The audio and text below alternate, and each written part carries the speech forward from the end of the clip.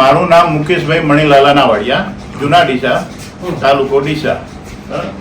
હવે સાહેબ વસ્તુ એવી છે કે એમને ટોટલી ગણો ને 2010 થી મોડી 2025 સુધીનો ભ્રષ્ટાચાર. હાલ ચાલુ સરપંચ છે ને એનાથી અમારે કોઈ લેવા દેવા નથી, કારણ કે એ 5-6 મહિના જ થયા છે. એની વાત અમે આખી કરીએ કે જે સ્થળ ઉપર એમને રોડ બનાવ્યા નથી અને સ્થળ ઉપર વારંવાર રોડ બતાવવામાં આવ્યા,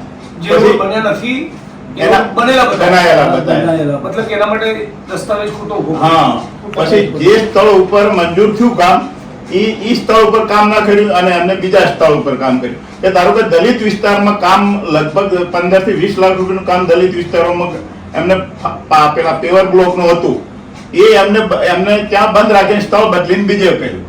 એટલે દલિતો હાથે પછી વાલ્મીકીઓના હાથે અન્યાય કર્યો, કારણ કે એમને ખબર છે કે આ લોકો પછી કહેવાના હતા. જે લોકો 10-10 વર્ષ 2-2 વર્ષથી ટર્મમાં જે ચૂંટાઈ સભ્યો આવે છે એ એમની સાહેબ આજની મિલકત અને એમને 10 વર્ષ પહેલાની મિલકતમાં સાહેબ ઘણો મોટો ફેરફાર છે કે જે એમને એટલો બધો ભ્રષ્ટાચાર કર્યો છે કોઈ સીમા નહીં. ભ્રષ્ટાચારને તો જાણે સાહેબ દબાવવાના. આજે એમના તાલુકા ડેલિગેટ કે જિલ્લા ડેલિગેટ આજે ભાજપના છે, એટલે એ લોકો અમને દબાવે છે, સરકાર એમની. એટલે અમારે અનશન ઉપર બેવાના દે, પોલીસ તંત્રને મૂકે દબાવે, વહીવટી તંત્ર આવે તો દબાવે. એટલે સાહેબ એટલા ત્રાસા ને કોઈ સીમા વગરના ત્રાસી ગયા. હવે ભ્રષ્ટાચાર વહીવટદાર, પછી જે બોધકોમમાં કામ કરે ને એ લોકો અને ગામના પંચાયતના સભ્યો અને સરપંચો જે અગાઉ આવ્યા રોડમાં, પછી મજૂર કલ્યાણ કેન્દ્ર હોય, આંગણવાડી હોય, પ્રોટેક્શન દિવાલો હોય, પછી આ પેલા ફેવર બ્લોકો નોખ્યા હોય, પાણીના બોર. કારણ કે પાણીના બોર આપણને ગવર્મેન્ટ છે ને લોખંડની પાઇપ ના આપે, એમને સિમેન્ટની પાઇપ ના બનાયા. આટલો મોટો ભ્રષ્ટાચાર એમને કર્યો છે. ગવર્મેન્ટની જેટલી પણ સ્કીમો આવે છે એ તમામ સ્કીમોનો આ લોકો માત્ર રેકર્ડ બતાવી રેકર્ડ પર જ બતાવે છે, એનું કોઈ જ વસ્તુ અહીંયા હાજર થતું નથી. એમ્બ્યુલન્સ બતાવે છે ગામની અંદર એમ્બ્યુલન્સ. હવે કોઈ પ્રાઇવેટ પાર્ટી એમ્બ્યુલન્સ આપે છે એમના મધરના નામથી અને એ એમ્બ્યુલન્સ પંચાયતમાં નોંધણી કરી છે. પંચાયત બિલ ઉપાડી છે 6.5 લાખ છે, 6.5 લાખ પંચાયતમાં એમ્બ્યુલન્સ અને દાતા બધી પ્રાઇવેટ પાર્ટી દાતાએ આપી. અને જો કે વાલ્મીકી સમાજનું સંશોધન માટે પેવર બ્લોક હકીકતમાં વાલ્મીકી સમાજનું સંશોધન જ નથી. વાલ્મીકી સમાજનો પ્રોટેક્શન દિવાલ બનાવી, પણ એમનું તો સંશોધન જ નથી, તો બનાવી કયો આવે આ રીતના 3 લાખ 4 લાખ સ્પોસન છે જ નહીં ના સ્પોસન દિવાલ બનાવી. હા, પ્રોટેક્શન દિવાલ બતાવે. પછી સાહેબ જે જગ્યાએ એસટી ના લોકો નથી, પ્રોટેક્શન વોલ એ જગ્યાની બતાવે છે જે સ્પોસન છે જ નહીં. બરાબર. બીજું ગામની અંદર બે એવા વિસ્તાર છે કે જે ભરવાડવાસ, ગામમાં કોઈ ભરવાડની પબ્લિક જ નથી, ત્યાં ભરવાડવાસ બતાવવામાં આવે છે. ત્યાં ભરવાડવાસ અને એક દસાનાવાસ એક ગામ છે જે જૂના ડીસાથી સમથિંગ 15 કિલોમીટર દૂર છે. એ જૂના ડીસાનો વિકાસ ત્યાં આગળ જઈને કરી આવે છે, ત્યાં રોડ બતાવે છે. કે દસાનાવાસમાં 100 સમયમાં બતાવવામાં આવે છે. ગટર લાઈન છે, જો આગળ ગટર લાઈન રેલવે સ્ટેશન છે, જો આગળ રેકર્ડ તો છે 4 કિલોમીટર દૂર. કોણ રજૂઆત કરી? રજૂઆત અમે સાહેબ ડીડીઓ સાહેબ શ્રીને કરી, પછી ડેપ્યુટી કલેક્ટર કરી, પછી અમે આવેદન આપ્યું હતું કલેક્ટર સાહેબને પણ આપ્યું હતું અને એસડીએમ સાહેબ, ડીડીઓ સાહેબ તો એક વખત હાજરી પણ આવી, ડીડીઓ સાહેબ પણ આવી છે. એમને અમને બહુ દરી આવી આ હિસાબ અમે આલશું અને એના ઉપર તપાસ કરાવશું, પણ એના ઉપર હજુ સુધી કશું થયું નથી. સાહેબ બીજી વાર ફરીથી પહેલા 7 દિવસ બેસી ગયો તો આજ ફેર 7 દિવસ થઈ ગયા છે, પણ હજુ 7 દિવસ બેઠા. પહેલા એ મહિના પહેલા 7 દિવસ ભૂખ હડતાલ ઉપર બેઠા હતા, પછી અમે બધા સમર્થકો છીએ, એમના સમર્થકો અને ગેનીબેન પારણા કરાયા હતા કે એના ઉપર મહિનાની મુદત આપી હતી કે મહિનામાં જે કોઈ તમને કાગળો છે એ વાતના કેટલા દિવસ છે? એક મહિનો 15 દિવસ. તો આ મહિના દરમિયાન કોઈ કાર્યવાહી નથી થઈ, ના તપાસ, ના એફઆઈઆર, ના ધરપકડ, કશું નહીં. અને આવું એક મહિનામાં કરીશું એવું કઈ પારણા એવું કઈ તપાસ છોડ્યા. 6 તારીખે અમારો ટાઈમ પૂરો થયો, આજ ગઈ 6 તારીખ ત્યારે પૂરો થયો, ભાઈ 10 તારીખથી ફેર ભૂખ હડતાલ પર બેઠો. બરાબર. પછી અનલીગલી હજુ સુધી તો કોઈ આવ્યા નથી, હજુ સુધી તો કોઈ લીગલ નથી.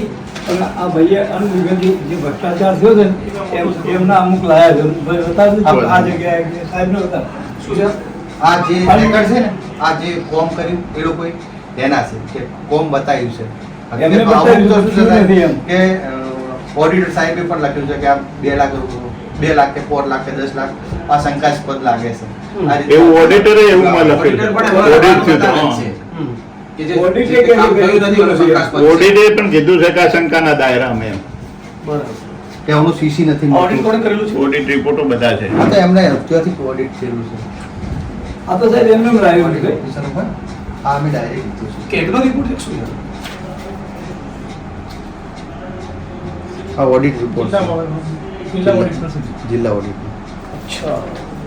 આ તો અનલીગલી સાહેબ રેકોર્ડમાં જે છે ને એ લાવ્યું છે એટલે એમને અમારી પાસે સાહેબ 12 તારીખે અમે કલેક્ટરને આખું ગામ ભેગું કરી અને અમારી ટીડીઓ સાહેબે એમને હિસાબ ના આપ્યો એટલે અમારી પાસે અમે લાયેલો હતો હિસાબ એ હિસાબ અમારે રજૂ કરવો હતો એના માટે પરવાનગી લીધી અને હિસાબ રજૂ કરતા એમના પોલ ખુલતા હતા એટલે અમને અમારા પાસે આની પરવાનગી 12 તારીખે અમને બંધ રખાઈ રદ કરાવી દીધી. એ પણ સાહેબ શનિવારે રજા હતી. મળવાની પરમિશન. ના ના, ના, ગામ ભેગું કરી અને હિસાબ રજૂ કરતા હતા. જાહેરમાં હિસાબ રજૂ કરવાની પહેલા મંજૂરી આપી જાહેર સભામાં હિસાબ રજૂ કરવાની પહેલા મંજૂરી આપી પછી આ લોકો તાત્કાલિક મંજૂરી રદ કરી નાખી કે આ લોકો જાહેરમાં હિસાબ રજૂ ના કરે મામલતદાર. મામલતદાર સાહેબ શું કારણ હતું?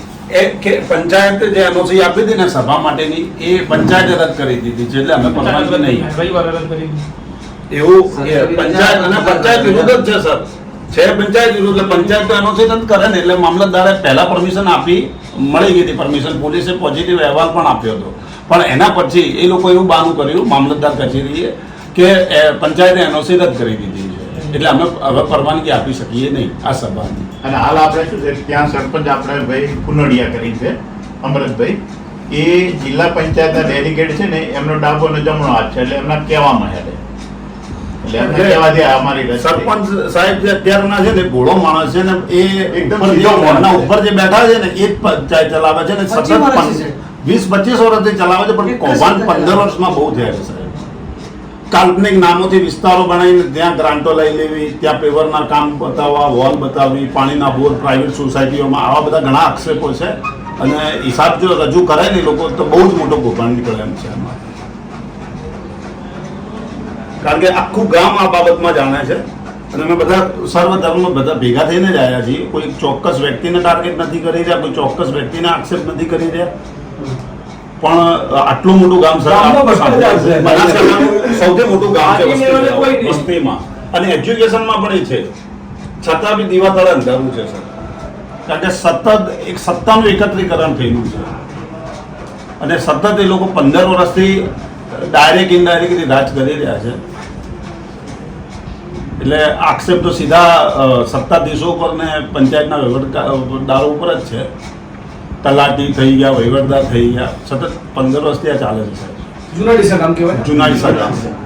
ડીસા તાલુકાનું સાહેબ સૌથી મોટું ગામ છે એજ્યુકેશન લેવલે નોકરિયાતમાં સૌથી વધારે આખા ડીસા સર તાલુકા આઈપીએસ પટાવાળા ક્લાસ 2 ક્લાસ 1 ખુદ ઇવન હર્ષ સંઘવી સાહેબ ગૃહમંત્રી આપણા એમનું ગામ છે આ રાજ્યસભાના સાંસદ હતા આપણા દિનેશભાઈ નાવડે એમનું ગામ એમને તો દત્તક લીધેલું એમને દત્તક લીધેલું પણ એવું કઈ દત્તક હતું પણ એવું કઈ જ તમે આ ગામમાં મુલાકાત કરો આપને લાગશે જ નહીં કે જેટલા સૌથી મોટું ગામ છે વધારે ગ્રાન્ટ આવવાની ગ્રાન્ટો તો વધારે જ આવવાની છે પણ એ રીતે આપ મુલાકાત લેશો ગામની તો આપને ક્યાંય લાગશે નહીં પંચાયત કચેરીની હાલત જોઈ લો ત્યાં સફાઈ જોઈ લો ત્યાં વ્યવસ્થા જોઈ લો એનાથી ખ્યાલ આવી જશે કે શું થયું છે વિકાસના નામે સર. બીજું તમારે કંઈ કેવું છે આમ?